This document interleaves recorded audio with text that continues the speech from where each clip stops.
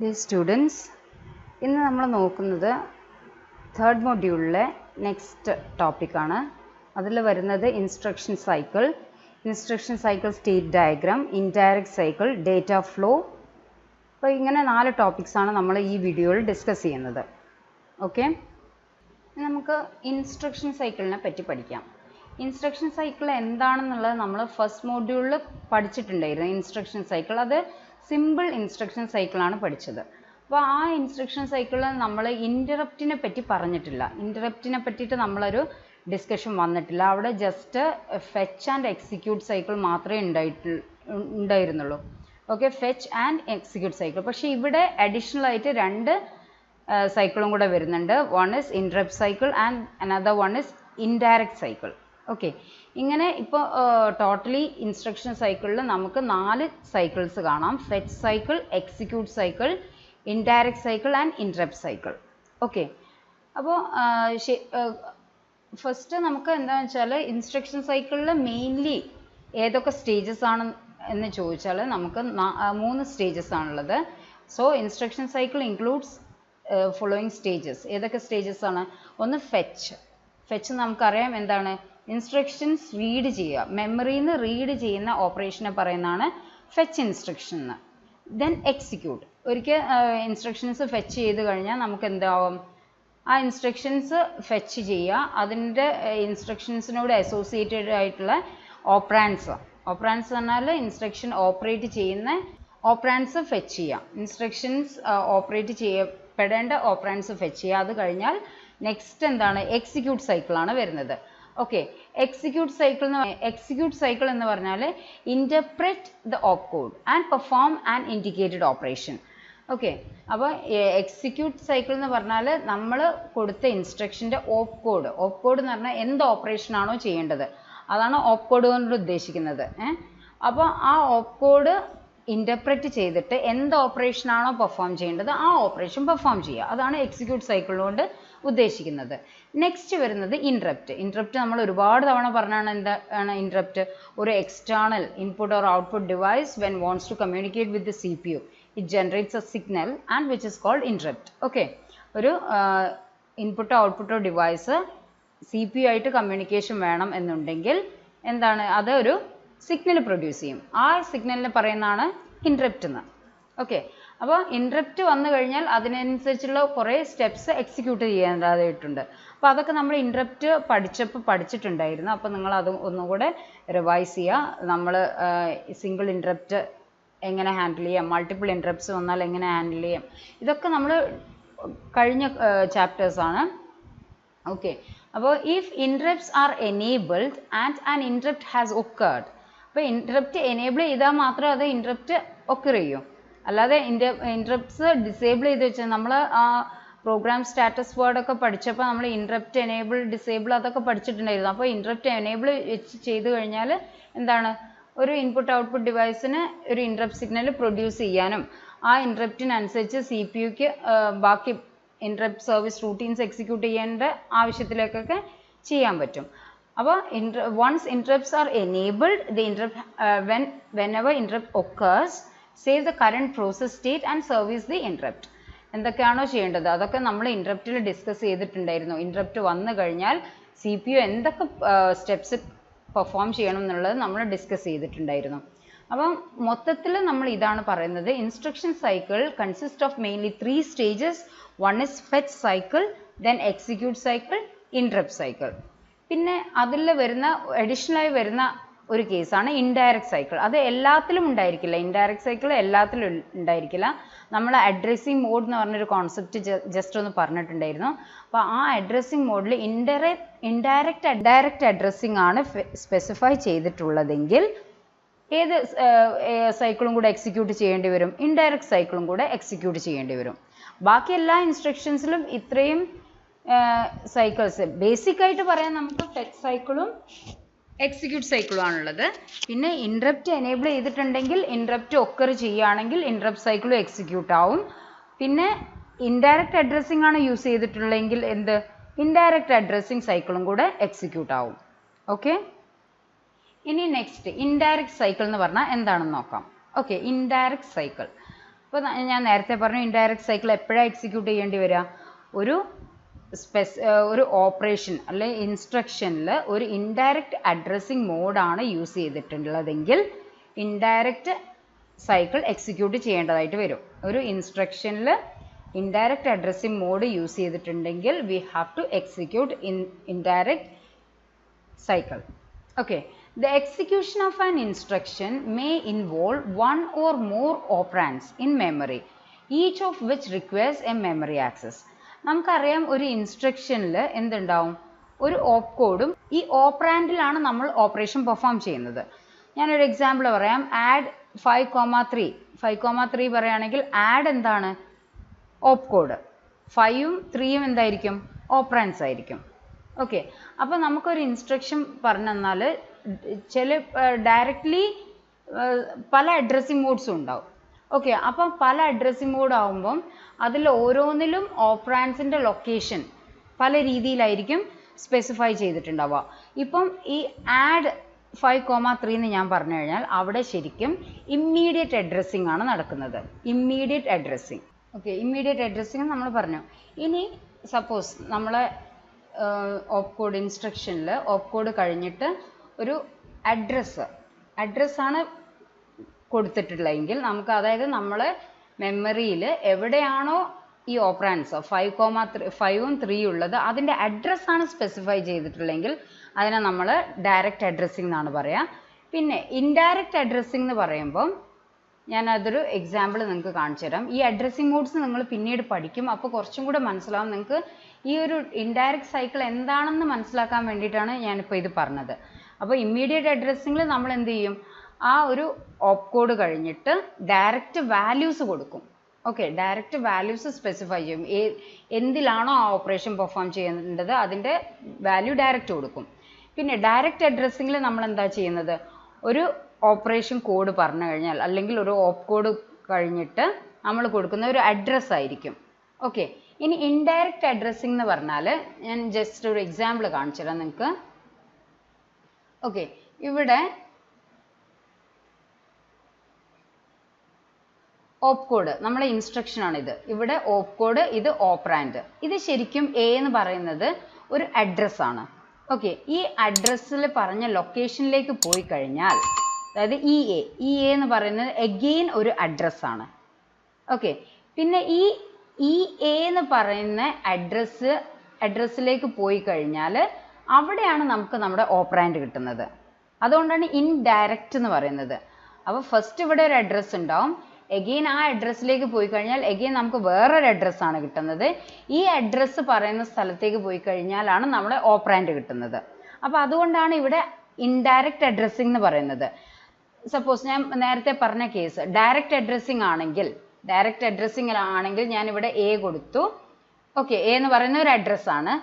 അതേസമയം ഈ A point out ചെയ്യുന്ന അവിടെ ആയിരിക്കും എനിക്ക് ഓപ്പറാൻഡ് ഉണ്ടാവുക. ഓക്കെ, എന്തിൻ്റെ കേസിലാണ് ഞാൻ പറയുന്നത്? ഡയറക്റ്റ് അഡ്രസ്സിങ്ങിൻ്റെ കേസിൽ ഇവിടെ എനിക്ക് ഓപ്പറാൻഡ് ഉണ്ടാവും.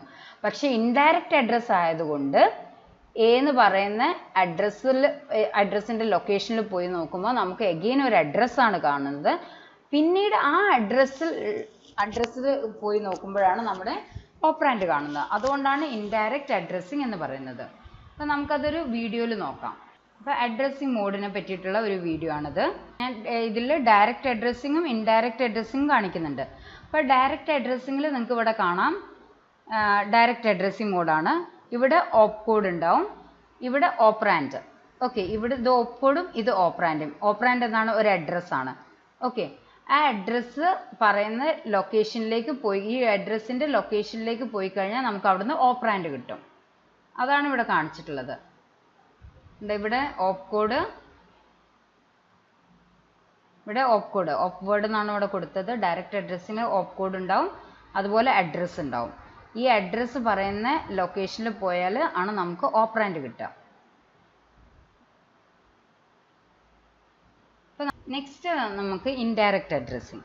ഇൻഡയറക്റ്റ് അഡ്രസ്സിങ്ങിൽ അഗെയിൻ നേരത്തെ പോലെ തന്നെ ഓപ്കോഡാണ്, അതുപോലെ അഡ്രസ്സാണ്. ഇനി എന്താണെന്ന് നോക്കാം. അപ്പോൾ ഇവിടുന്ന് അഡ്രസ്സ് പോവും. ഓക്കെ, അഗെയിൻ നമ്മളെന്താ ഒരു അഡ്രസ്സാണ് സെർച്ച് ചെയ്യുന്നത്. നേരത്തെ കേസിൽ നമുക്കൊരു ഓപ്പറാൻഡ് ആയിരുന്നു. ഇവിടെ നമ്മൾ എഗെയിൻ ഒരു അഡ്രസ് ആണ് സെർച്ച് ചെയ്യാൻ പോകുന്നത്.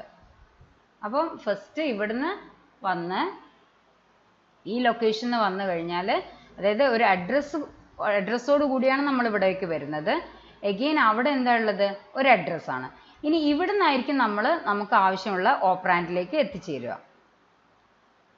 ഇവിടെ നിന്നാണ് നമ്മൾ ഓപ്പറാൻഡിലേക്ക് പോകുന്നത്, ഓപ്പറാൻഡ് കണ്ടുപിടിക്കാൻ വേണ്ടിയിട്ട്. ഈ ലൊക്കേഷനിലായിരിക്കും ഓപ്പറാൻഡ് ഉണ്ടാവുക. അപ്പോൾ ഇവിടെ നിങ്ങൾക്ക് ഇൻഡയറക്റ്റ് അഡ്രസ്സിങ്ങിൽ കാണാം, നമ്മൾ 2 പ്രാവശ്യം നമ്മൾ ഒരു ഓപ്പറാൻഡ് സെർച്ച് ചെയ്യാൻ വേണ്ടിയിട്ട് മെമ്മറി ആക്സസ് ചെയ്യുന്നുണ്ട് അല്ലേ.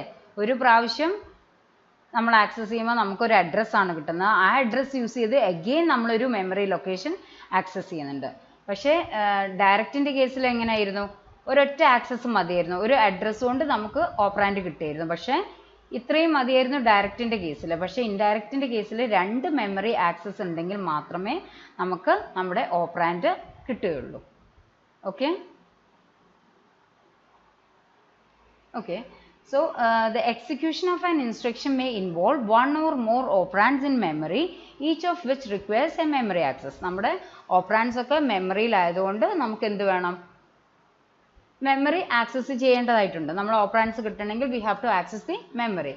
Further, in indirect addressing, if indirect addressing is used, then additional memory access is required. അപ്പോൾ ഇതെന്താണെന്ന് വെച്ചാൽ നമ്മൾ ഇൻഡയറക്റ്റ് അഡ്രസ്സിംഗ് ആണ് യൂസ് ചെയ്യുന്നതെങ്കിൽ നമുക്ക് അഡീഷണൽ മെമ്മറി ആക്സസ് ആവശ്യമുണ്ട്. ഇപ്പം നമ്മൾ നേരത്തെ കണ്ടു ഇല്ലേ, നമുക്ക് ഡയറക്റ്റ് അഡ്രസ്സിംഗ് ആണെങ്കിൽ ഒരു പ്രാവശ്യം മെമ്മറി ആക്സസ് ചെയ്താൽ മതി. But if we are using indirect addressing we requires accessing of memory 2 times. Okay. The main line of activity consists of alternating instruction fetch and instruction execution activities. അപ്പം നമുക്ക് മെയിനായിട്ട് instruction fetch, instruction execution, ഈ 2 activities നടക്കേണ്ടതായിട്ടുള്ളൂ. After an instruction is fetched, it is examined to determine if any indirect addressing is involved. അപ്പോൾ നമുക്ക് മെയിനായിട്ട് നമ്മളെ instruction സൈക്കിളിൽ മെയിനായിട്ട് 2 ആക്ടിവിറ്റീസേ ഉള്ളൂ. എന്താണ്? ഫെച്ച് ഇൻസ്ട്രക്ഷനും എക്സിക്യൂട്ട് ഇൻസ്ട്രക്ഷനാണ് മെയിനായിട്ടുള്ളത്. പക്ഷേ ഒരു ഇൻസ്ട്രക്ഷൻ കിട്ടിക്കഴിഞ്ഞാൽ after an instruction is fetched, it is examined to determine if any indirect addressing is involved. നമ്മളെ ആ ഒരു ഇൻസ്ട്രക്ഷനിൽ ഇൻഡയറക്റ്റ് അഡ്രസ്സിംഗ് ഉണ്ടോ എന്ന് ചെക്ക് ചെയ്യും. നമ്മളെ ആ ഇൻസ്ട്രക്ഷനിൽ ഇൻഡയറക്റ്റ് അഡ്രസ്സിംഗ് ഉണ്ടോ എന്ന് ചെക്ക് ചെയ്യും. ഇഫ് സോ, അങ്ങനെ ഉണ്ടെങ്കിൽ the required operands are fetch using indirect addressing. നമുക്ക് ആവശ്യമുള്ള ഓപ്പറാൻഡ്സ് എങ്ങനെയാണ് നമ്മൾ ഇൻഡയറക്റ്റ് അഡ്രസ്സിംഗ് മെത്തേഡ് വരുമ്പോൾ എങ്ങനെയാണോ ഫെച്ച് ചെയ്യുക അതുപോലെയാണ് നമ്മൾ ഫെച്ച് ചെയ്യുക. ഓക്കെ. അതായത് നമുക്ക് we have to access the memory location 2 times. Okay. Then following execution, an interrupt may be processed before the next instruction fetch. അപ്പോൾ ഒരു ഇൻസ്ട്രക്ഷൻ ഫെച്ച് ചെയ്ത് എക്സിക്യൂട്ട് ചെയ്ത് കഴിഞ്ഞാൽ അടുത്തത് CPU ചെക്ക് ചെയ്യുക എന്താണെന്ന് വെച്ചാൽ എന്തെങ്കിലും ഇൻട്രപ്റ്റ് വന്ന് കിടക്കുന്നുണ്ടോ എന്നുള്ള കാര്യമാണ് ചെക്ക് ചെയ്യുക. ഇൻട്രപ്റ്റ് വന്ന് കിടക്കുന്നുണ്ട്. ഇൻട്രപ്റ്റ് വന്നിട്ടുണ്ടെങ്കിൽ എന്ത് ചെയ്യും? CPU ഇൻട്രപ്റ്റ് സൈക്കിൾ എക്സിക്യൂട്ട് ചെയ്യാൻ പോകും. ഓക്കെ. അപ്പോൾ ഇവിടെ നമുക്ക് 2 കാര്യമാണ് പറയാനുള്ളത്. നോർമൽ കേസ് ആണെങ്കിൽ we have only two cycles, that is instruction fetch cycle and instruction execute cycle. ഇനി indirect cycleും interrupt cycle എപ്പോഴൊക്കെയാണ് വരിക? indirect addressing ആണ് നമ്മുടെ ഇൻസ്ട്രക്ഷനിൽ യൂസ് ചെയ്യുന്നതെങ്കിൽ we have to use indirect cycle ഉപയോഗിക്കേണ്ടി വരും. And whenever interrupt signal is enabled, interrupt signal enable ചെയ്തിട്ടുണ്ടെങ്കിൽ interrupt ഉണ്ടാകും. അങ്ങനെ interrupt വന്ന് കിടക്കുന്നുണ്ടെങ്കിൽ CPU എന്ത് ചെയ്യേണ്ടി വരും? interrupt സൈക്കിളും കൂടി എക്സിക്യൂട്ട് ചെയ്യേണ്ടി വരും. ഓക്കെ. അപ്പോൾ നിങ്ങളടുത്ത് എക്സാമിന് ക്വസ്റ്റ്യൻ ചോദിക്കുമ്പം ഇൻഡയറക്റ്റ് സൈക്കിൾ ചോദിക്കുകയാണെങ്കിലും നിങ്ങൾ ഈ പോയിന്റും കൂടെ എഴുതേണ്ടതാണ്. ഈ ഇൻസ്ട്രക്ഷൻ സൈക്കിളും കൂടെ അതിൻ്റെ കൂടെ എഴുതണം. അതായത് ഈ 2 കാര്യങ്ങളും, അതായത് ഇൻസ്ട്രക്ഷൻ സൈക്കിൾ പിന്നെ ഈ ഡയഗ്രാം അതുപോലെ ഇൻഡയറക്റ്റ് സൈക്കിൾ, ഇത് നിങ്ങൾ ഇൻസ്ട്രക്ഷൻ സൈക്കിൾ ചോദിക്കുകയാണെങ്കിലും ഇൻഡയറക്റ്റ് സൈക്കിൾ ചോദിക്കുകയാണെങ്കിലും ഇത്രയും നിങ്ങൾ എഴുതിയിരിക്കണം. ഓക്കെ. 7 മാർക്സ് ക്വസ്റ്റ്യൻസ് ഒക്കെ ആയിട്ടാണ് ചോദിക്കുന്നത്. അപ്പോൾ ഈ 2 ക്വസ്റ്റ്യനും നിങ്ങൾ ഇത് ഇത്ര എഴുതി പഠിക്കണം. ഓക്കെ. ഇൻസ്ട്രക്ഷൻ സൈക്കിൾ ചോദിക്കുകയാണെങ്കിലും ഈ 2 ഇൻഡയറക്റ്റ് സൈക്കിളും കൂടെ കൂടിയിട്ട് നിങ്ങൾ എഴുതണം. ഇനി ഇൻഡയറക്റ്റ് സൈക്കിളാണ് ചോദിക്കുന്നതെങ്കിലോ ഇത് അഗെയിൻ ഈ ഇൻസ്ട്രക്ഷൻ സൈക്കിളും ഇൻഡയറക്റ്റ് സൈക്കിളും ആദ്യം ഈ ഒരു സീക്വൻസിൽ തന്നെ ആദ്യം ഇൻസ്ട്രക്ഷൻ സൈക്കിൾ എഴുതുക, അതിനുശേഷം ഇൻഡയറക്റ്റ് സൈക്കിൾ എഴുതുക. ഈ 2 ക്വസ്റ്റ്യൻ ചോദിച്ചാൽ ഈ രീതിയിൽ നിങ്ങൾ ആൻസർ ചെയ്യണം. ഇനി next instruction cycle state diagram. Instruction cycle state diagram ഇത് എന്താണെന്ന് വെച്ചാൽ നമ്മൾ ഫസ്റ്റ് മോഡ്യൂൾ പഠിച്ചിട്ടുണ്ടായിരുന്നു ഇൻസ്ട്രക്ഷൻ സൈക്കിളിൻ്റെ സ്റ്റേറ്റ് ഡയഗ്രാം. ആ ഡയഗ്രാമാണ് ഞാൻ ഇവിടെ കൊടുത്തത്. ഇൻസ്ട്രക്ഷൻ സൈക്കിളിൻ്റെ സ്റ്റേറ്റ് ഡയഗ്രാം, അതായത് നിങ്ങൾ ബുക്ക് നോക്കിയാൽ കാണാം ഫസ്റ്റ് മോഡ്യൂളിൽ നമ്മൾ കവർ ചെയ്ത പോർഷനാണ്. ഇൻസ്ട്രക്ഷൻ സൈക്കിളിൻ്റെ സ്റ്റേറ്റ് ഡയഗ്രത്തിൽ നമ്മൾ ഓരോ സ്റ്റേറ്റും നമ്മൾ എഴുതിയിട്ടുണ്ട്, ഇത്രയും സ്റ്റേറ്റ്സ് നമ്മൾ എഴുതിയിട്ടുണ്ട്. അപ്പോൾ ഈ ഒരു ചാപ്റ്ററിൽ അത് കുറച്ചും കൂടെ നമ്മൾ ഇൻസ്ട്രക്ഷൻ സൈക്കിളിൽ നേരത്തെ എന്ത് മാത്രമേ ഉള്ളായിരുന്നു, ഇൻസ്ട്രക്ഷൻ ഫെച്ചും ഇൻസ്ട്രക്ഷൻ എക്സിക്യൂട്ടും മാത്രമേ ഉള്ളൂ. ഇപ്പോൾ അഡീഷണൽ ആയിട്ട് നമ്മൾ ഇൻഡയറക്റ്റ് സൈക്കിളും ഇൻറ്ററപ്റ്റ് സൈക്കിളും കൂടെ ഇൻക്ലൂഡ് ചെയ്തിട്ടുണ്ട്. അപ്പോൾ അതും കൂടെ ഈ ഒരു സ്റ്റേറ്റ് ഡയഗ്രത്തിൽ വരണം. ഓക്കെ, അപ്പോൾ നിങ്ങൾ ഈ ഒരു ഹെഡിങ്ങിന് താഴെ വരയ്ക്കേണ്ട ഫിഗർ ഇതാണ്. ഈ ഫിഗറാണ് നിങ്ങൾ ഈ ഹെഡിങ്ങിന് താഴെ വരയ്ക്കേണ്ടത്. പിന്നെ നേരത്തെ നമ്മൾ കവർ ചെയ്ത ആ ഓരോ സ്റ്റേറ്റ്സ് ഉണ്ട്, ആ സ്റ്റേറ്റ്സ് ഒക്കെ വായിച്ചു നോക്കുക. അപ്പോൾ ആ സ്റ്റേറ്റ്സിൽ നമ്മൾ പറഞ്ഞിട്ടുണ്ട് ഓരോ സ്റ്റേറ്റും എന്താണെന്നുള്ളത്. ഇൻസ്ട്രക്ഷൻ ഫെച്ച് എന്ന് പറഞ്ഞാൽ എന്താ, ആദ്യം എന്താണ് instruction address calculation. Instruction address calculation ആണ് ആദ്യം നടക്കുക. ഏത് ഇൻസ്ട്രക്ഷൻ ആണോ എക്സിക്യൂട്ട് ചെയ്യാൻ പോകുന്നത് അത് നമുക്ക് എവിടെ നിന്നാണ് കിട്ടുക, പ്രോഗ്രാം കൗണ്ടറിൽ നിന്നാണ് ഇൻസ്ട്രക്ഷൻ കിട്ടുക, ഇൻസ്ട്രക്ഷൻ്റെ അഡ്രസ്സ് കിട്ടുക. ആ ഇൻസ്ട്രക്ഷൻ അഡ്രസ്സ് കിട്ടിക്കഴിഞ്ഞാൽ we have to fetch the instruction. അത് കഴിഞ്ഞിട്ട് ഇൻസ്ട്രക്ഷൻ എന്താണെന്ന് ഡീകോഡ് ചെയ്യണം, ഇൻ്റർപ്രറ്റ് ചെയ്യണം. ഓക്കെ, എന്താണോ ചെയ്യേണ്ടത് അത് ഇൻ്റർപ്രറ്റ് ചെയ്യണം. അപ്പോഴാണ് നമുക്ക് എന്ത് മനസ്സിലാവുക, ഓപ്പറാൻസ് വേണം എന്നുള്ളത്. ഓക്കെ, അപ്പോൾ നമ്മൾ ഓപ്പറാൻസിൻ്റെ അഡ്രസ്സ് കാൽക്കുലേറ്റ് ചെയ്യും, അതിനുശേഷം ഓപ്പറാൻഡ് ഫെച്ച് ചെയ്യും. ഇനി ഒന്നിൽ കൂടുതൽ ഓപ്പറാൻസ് ഉണ്ടെങ്കിൽ we have to again calculate the next operand address calculation. Okay, എന്നിട്ട് ആ ഓപ്പറാൻഡ് ഫെച്ച് ചെയ്യുക. ഇനി അവിടെ നമ്മൾ എന്ത് ചെയ്യും, ഈ ഓപ്പറാൻഡ് ഇൻഡയറക്റ്റ് അഡ്രസ്സിങ് ആണോ എന്ന് ചെക്ക് ചെയ്യും. ഇൻഡയറക്റ്റ് അഡ്രസ്സിങ് ആണെങ്കിൽ അഗെയിൻ നമുക്ക് ഇങ്ങനെയൊക്കെ കാൽക്കുലേഷൻസ് നടത്തി 2 ടൈംസ് നമുക്ക് മെമ്മറി ആക്സസ് ചെയ്തിട്ട് വേണം നമ്മൾ ഓപ്പറാൻഡ്സിനെ ഫെച്ച് ചെയ്യേണ്ടി വരിക. ഓക്കെ, അത് അപ്പോൾ ഈ നേരത്തെ ഫിഗറിൽ നിങ്ങൾക്ക് ഇവിടെ ഈ ഒരു ഇൻഡയറക്റ്റ് സൈക്കിൾ കണ്ടിട്ടില്ല. ഓക്കെ, അപ്പോൾ ഇതിൽ നമ്മൾ ആ ഒരു ഇൻഡയറക്റ്റ് സൈക്കിളും കൂടി ഇതിൽ ഉൾപ്പെടുത്തിയിട്ടുണ്ട്. അതിനുശേഷം ഓപ്പറാൻഡ്സ് കിട്ടിക്കഴിഞ്ഞാൽ നമ്മൾ ഡയറക്റ്റ് പോവുക എങ്ങോട്ടാ, ഡാറ്റ ഓപ്പറേഷൻ എന്ന് പറഞ്ഞ സ്റ്റേറ്റിലേക്കായിരിക്കും. അതായത് ഓപ്പറേഷൻ പെർഫോം ചെയ്യുക, എന്താണോ ഓപ്പറേഷൻ ആ പറഞ്ഞ ഓപ്പറേഷൻ പെർഫോം ചെയ്യുക. അതിനുശേഷം ഓപ്പറാൻഡ് അഡ്രസ് കാൽക്കുലേഷൻ, അതായത് ഈ കിട്ടിയ റിസൾട്ട് ഉണ്ടാവുമല്ലോ, ഈ ഒരു സ്റ്റേറ്റിൽ നിന്ന് നമുക്കൊരു റിസൾട്ട് കിട്ടും. ആ റിസൾട്ട് എവിടെയാണോ നമുക്ക് സേവ് ചെയ്യേണ്ടത് ആ സേവ് ചെയ്യേണ്ട അഡ്രസ് കാൽക്കുലേഷനാണ് നമ്മളിവിടെ ചെയ്യുന്നത്. റിസൾട്ട് എവിടെയാണോ മെമ്മറിയിൽ സ്റ്റോർ ചെയ്യേണ്ടത് ആ അഡ്രസ്സിൻ്റെ കാൽക്കുലേഷൻ നടക്കും. എന്നിട്ട് അതിനുശേഷം എന്ത് ചെയ്യും, ഓപ്പറാൻഡ് അവിടെ സ്റ്റോർ ചെയ്യും. ഓക്കെ, ഓപ്പറാൻഡ് അവിടെ സ്റ്റോർ ചെയ്യും. ഇനി നമുക്ക് ഒന്നിലധികം റിസൾട്ട്സ് ഉണ്ടെങ്കിൽ എന്ത് ചെയ്യണം, നമുക്ക് ഈ 2 പ്രാവശ്യം ഈ അഡ്രസ് കാൽക്കുലേഷൻ, 1 2 എത്ര ഓപ്പറാൻഡ്സ് ആണോ ഉള്ളത്, ഇനിയിപ്പോൾ അറേൻ്റെ കേസ് ആണെങ്കിൽ ഇതിപ്പോൾ നമ്മൾ കുറേ പ്രാവശ്യം ചെയ്യേണ്ടി വരും. ഓക്കെ, അപ്പോൾ അങ്ങനെയൊക്കെ വരുന്ന കേസിൽ എത്ര ഓപ്പറാൻഡ്സ് ആണോ ഉള്ളത് അത്രയും ടൈംസ് നമ്മൾ ഈ ഒരു സ്റ്റേറ്റിലേക്ക് തിരിച്ചു വരേണ്ടി വരും. എന്നിട്ട് അതിനുശേഷം എന്താ, ഇവിടെ ഇനി ഒരു ഇൻഡയറക്റ്റ് മെമ്മറിയിലേക്കാണ് റിസൾട്ട് സ്റ്റോർ ചെയ്യുന്നുണ്ടെങ്കിൽ ആ ഒരു ഇൻഡയറക്റ്റ് അഡ്രസ്സിങ്ങിൻ്റെ സൈക്കിളും കൂടെ എക്സിക്യൂട്ട് ചെയ്യേണ്ടി വരും. അതിനുശേഷം ഇപ്പോൾ ഒരു ഇൻസ്ട്രക്ഷൻ എക്സിക്യൂഷൻ കഴിഞ്ഞു കഴിഞ്ഞാൽ നേരത്തെ പറഞ്ഞു ഇൻറ്ററപ്റ്റ് എനേബിൾ ചെയ്തിട്ടുണ്ടെങ്കിൽ ആ ഇൻറ്ററപ്റ്റ് ചെക്ക് ചെയ്യും, ഇൻറ്ററപ്റ്റ് വന്നിട്ടുണ്ടോ എന്ന് ചെക്ക് ചെയ്യും. ഇൻറ്ററപ്റ്റ് വന്നിട്ടില്ലെങ്കിൽ നമുക്ക് എന്ത് ചെയ്യാം, നെക്സ്റ്റ് നോ ഇൻറ്ററപ്റ്റ്, ഇവിടെ ഒരു ഇൻറ്ററപ്റ്റ് ഇല്ലെങ്കിൽ നമുക്ക് നെക്സ്റ്റ് ഇൻസ്ട്രക്ഷൻ ഫെച്ച് ചെയ്യാൻ പോവാം. ഇനി ഇൻ കേസ് ഇൻറ്ററപ്റ്റ് വന്നിട്ടുണ്ടെങ്കിൽ ആ ഇൻറ്ററപ്റ്റ് എക്സിക്യൂട്ട് ചെയ്യേണ്ടി വരും. ഇൻറ്ററപ്റ്റ് എങ്ങനെയാണോ എക്സിക്യൂട്ട് ചെയ്യുക ഓരോ സ്റ്റെപ്സും ചെയ്യേണ്ടി വരും. എന്നിട്ട് ആ ഇൻറ്ററപ്റ്റ് പ്രോസസ്സ് ചെയ്ത് കഴിഞ്ഞതിന് ശേഷം എങ്ങോട്ട് പോകും, അടുത്ത ഇൻസ്ട്രക്ഷൻ എക്സിക്യൂട്ട് ചെയ്യാൻ പോകും. അപ്പോൾ ഈ സ്റ്റേറ്റ് ഡയഗ്രാം ആണ് നിങ്ങൾ വരയ്ക്കേണ്ടത്. ഓക്കെ, ഇതിൽ എല്ലാ സ്റ്റേറ്റ്സും വരുന്നുണ്ട്. ഇനി നെക്സ്റ്റ് നമുക്ക് ഡിസ്കസ് ചെയ്യാനുള്ള ടോപ്പിക് എന്ന് പറയുന്നത് data flow of instruction cycle. അപ്പം നിങ്ങളടുത്ത് സെപ്പറേറ്റ് ആയിട്ട് ഇത് ചോദിച്ചിട്ടില്ലെങ്കിൽ, അതായത് നിങ്ങളോട് data flow of fetch cycle ആണെങ്കിൽ ചോദിച്ചെങ്കിൽ അത് മാത്രം എഴുതിയാൽ മതി. അതായത് സ്പെസിഫിക് ആയിട്ട് ചോദിച്ചിട്ടുണ്ടെങ്കിൽ ഫെച്ച് സൈക്കിളിൻ്റെ ഡാറ്റ ഫ്ലോ ആണ് ചോദിച്ചെങ്കിൽ അതിനനുസരിച്ച് എഴുതുക. ഇൻഡയറക്റ്റ് സൈക്കിളിൻ്റെ ചോദിച്ചാൽ അങ്ങനെ, അല്ലെങ്കിൽ ഇൻറ്ററപ്റ്റ് സൈക്കിളിൻ്റെ. ഇനി നിങ്ങളടുത്ത് ഇൻസ്ട്രക്ഷൻ സൈക്കിളിൻ്റെ ഡാറ്റ ഫ്ലോ ചോദിക്കുകയാണെങ്കിൽ ഇത് 3 എഴുതണം. ഓക്കെ, ഇൻസ്ട്രക്ഷൻ സൈക്കിളിൻ്റെ ഡാറ്റ ഫ്ലോ വരയ്ക്കാൻ പറഞ്ഞാൽ നിങ്ങൾ ഇത് 3 എഴുതേണ്ടതാണ്. ഓക്കെ, അത് നമ്മൾ ഓരോ ടോപ്പിക്കും ഡിസ്കസ് ചെയ്യുന്നുണ്ട്, ഇതിൽ ഓരോന്നും നമ്മൾ ഡിസ്കസ് ചെയ്യും. നിങ്ങൾ ക്വസ്റ്റ്യൻ അനുസരിച്ച് ആൻസർ ചെയ്യാം. ഓക്കെ, ഫസ്റ്റ് നമ്മൾ ഡിസ്കസ് ചെയ്യുന്നത് data flow of fetch cycle. Fetch സൈക്കിളിൻ്റെ ഡാറ്റ ഫ്ലോ ആണ് നമുക്ക് ഡിസ്കസ് ചെയ്യാനുള്ളത്. അപ്പോൾ ഇത് നിങ്ങൾക്കറിയാം എന്താണ് CPU ആണ്. CPU-യിൽ MAR ഉണ്ട്, MDR, ഇതൊക്കെ ഫസ്റ്റ് മോഡ്യൂളിൽ നമ്മൾ കവർ ചെയ്ത പോർഷനാണ്. MAR അതായത് മെമ്മറി അഡ്രസ് രജിസ്റ്റർ, അതിൻ്റെയൊക്കെ എക്സ്പാൻഷൻ ഇവിടെ ഉണ്ട്. Memory address MAR memory address register, MBR memory buffer register, IR എന്ന് പറയുന്നത് ഇൻസ്ട്രക്ഷൻ രജിസ്റ്റർ, PC എന്ന് പറയുന്നത് എന്താണ് പ്രോഗ്രാം കൗണ്ടർ. അപ്പോൾ ഇത് ഫെച്ച് സൈക്കിളിൻ്റെ ഡാറ്റ ഫ്ലോ, ഡാറ്റ എങ്ങനെയാണ് ഫ്ലോ ചെയ്യുന്നത് CPU-ന്ന് ഓരോ രജിസ്റ്ററിന്, അതായത് PC എന്ന് പറയുന്ന ഒരു രജിസ്റ്ററാണ്, MAR ഒരു രജിസ്റ്ററാണ്, IR. അപ്പോൾ ഇതിൽ ഈ കാണുന്ന രജിസ്റ്റേഴ്സിലേക്കൂടെയൊക്കെ എങ്ങനെയാണ് ഡാറ്റ ഫ്ലോ ചെയ്യുന്നത്. പിന്നെ നമുക്കിവിടെ കൺട്രോൾ യൂണിറ്റും കാണാം. പിന്നെ നമ്മുടെ സിസ്റ്റം ബസ്സസ് ആണ്, അതിൽ address bus, data bus, control bus. Okay, അപ്പോൾ during the fetch cycle an instruction is read from memory. അത് നമുക്കറിയാം, ഫെച്ച് സൈക്കിളിൽ എന്താ ചെയ്യുന്നത്, ഇൻസ്ട്രക്ഷൻ റീഡ് ചെയ്യുകയാണ് ചെയ്യുന്നത്. The PC contains the address of the next instruction to be fetch.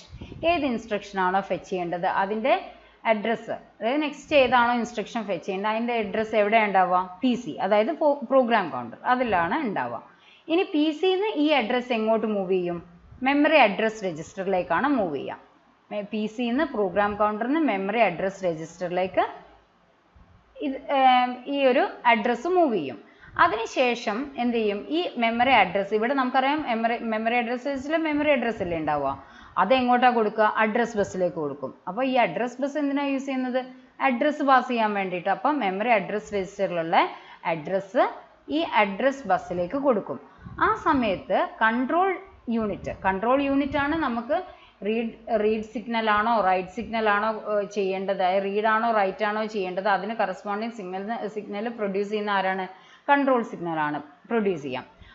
അപ്പോൾ ഈ കൺട്രോൾ സിഗ്നൽ എന്ത് ചെയ്യും, ഇപ്പോൾ നിങ്ങൾക്കൊരു റീഡ് ഓപ്പറേഷൻ ആണ് ചെയ്യേണ്ടതെങ്കിൽ എന്ത് ചെയ്യും, ആ ഒരു റീഡ് സിഗ്നൽ ജനറേറ്റ് ചെയ്യും. അപ്പോൾ റീഡ് സിഗ്നൽ എങ്ങോട്ടാണ് പോവുക, കൺട്രോൾ ബസ്സിലേക്ക്. ഇവിടെ അഡ്രസ് ബസ്സിലേക്കും ഡാറ്റ ബസ്സിലേക്കും ഒന്നും അല്ല പോകുന്നത്, കൺട്രോൾ എങ്ങോട്ടാണ് പോവുക, കൺട്രോൾ സിഗ്നൽ കൺട്രോൾ ബസ്സിലേക്ക് പോകണം. അപ്പോൾ ഇത് ആരോ മാർക്ക് നോക്കണം.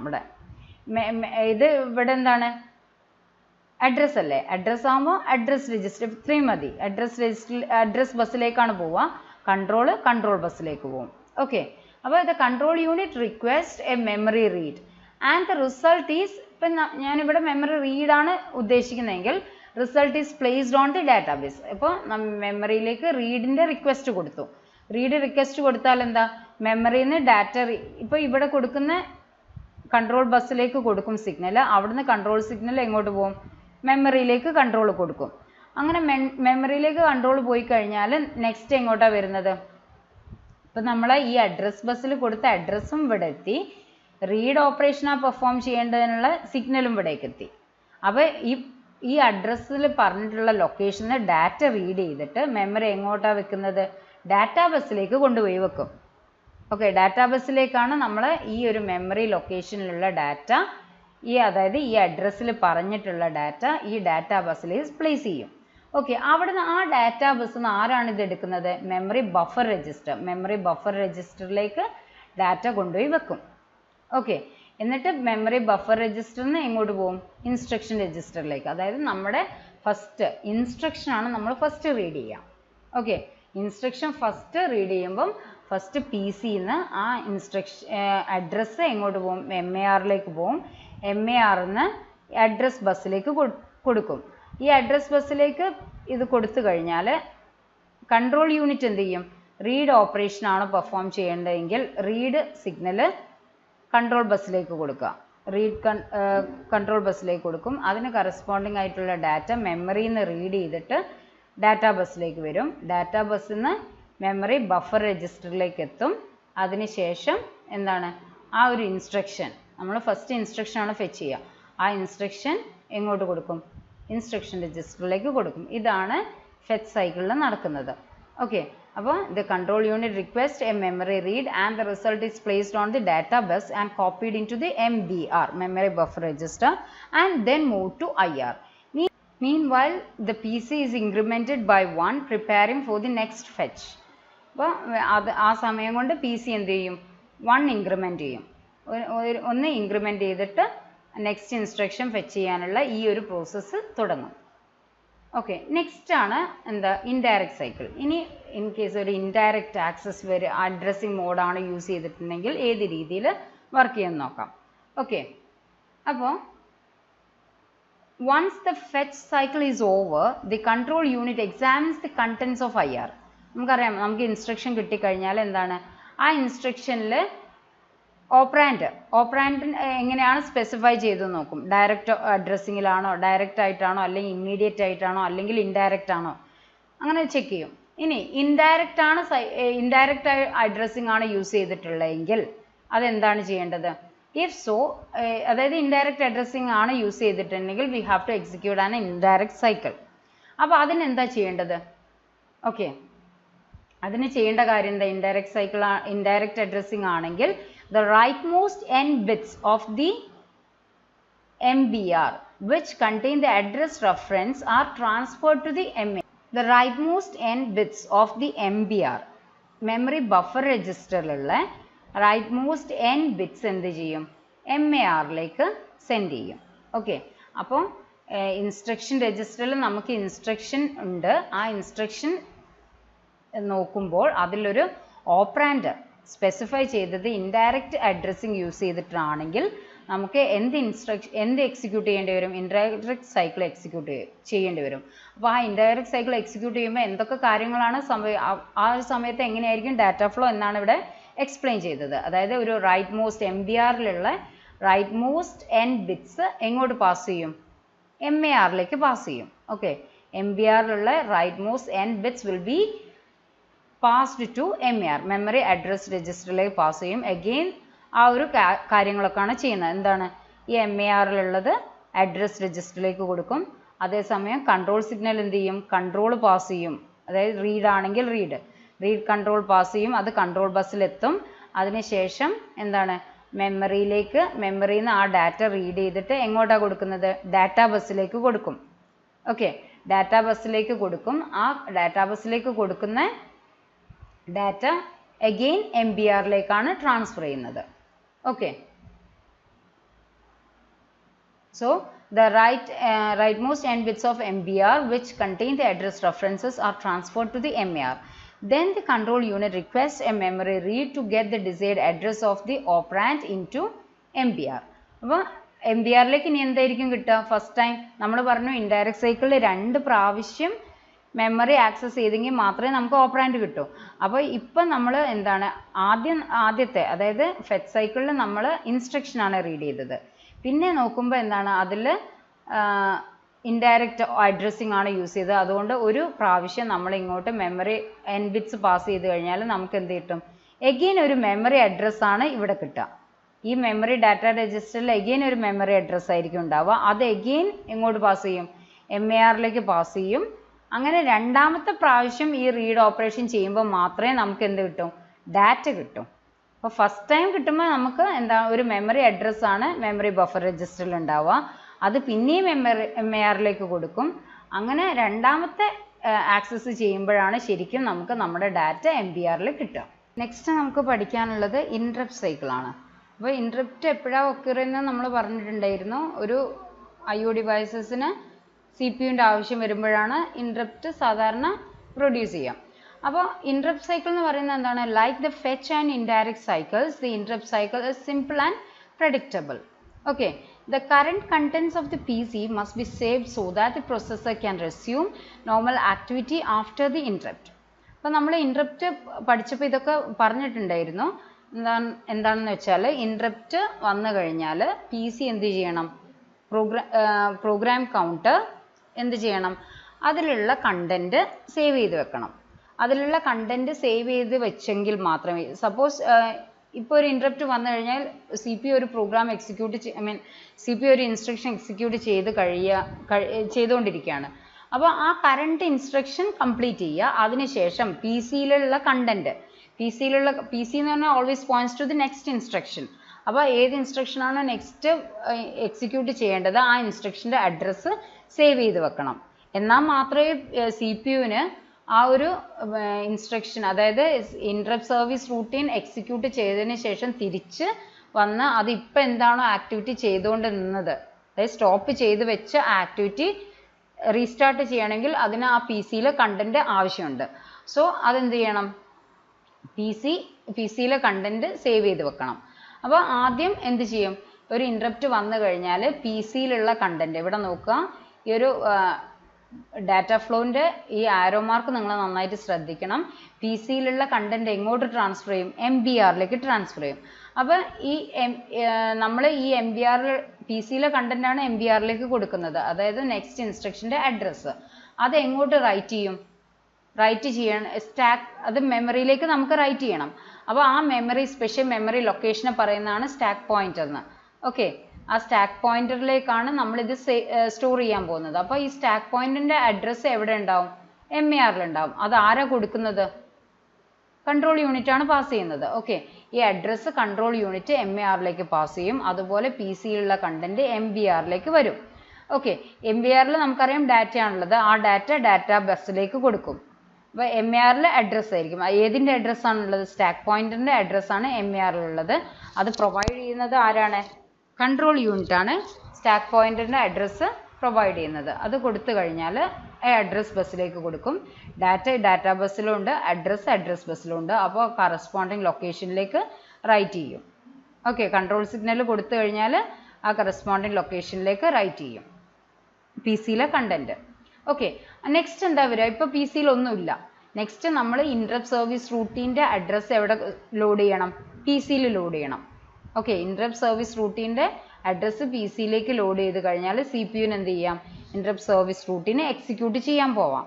ഓക്കെ, എന്നിട്ട് ഇൻട്രപ്റ്റ് സർവീസ് റൂട്ടീൻ എക്സിക്യൂട്ട് ചെയ്ത് കഴിഞ്ഞ് വന്നതിന് ശേഷം വീണ്ടും നമ്മളിവിടെ നേരത്തെ സ്റ്റോർ ചെയ്ത് വെച്ചിട്ടില്ലേ പി സിയിലെ ഡാറ്റ, അത് തിരിച്ചെടുക്കുമ്പോൾ ഇതുപോലെ ഫെച്ച് സൈക്കിളിൽ അത് തിരിച്ചെടുത്തിട്ട് വേണം നേരത്തെ സ്റ്റോപ്പ് ചെയ്ത് വെച്ച ആ ഒരു പ്രോഗ്രാം റീസ്റ്റാർട്ട് ചെയ്യാൻ വേണ്ടിയിട്ട്.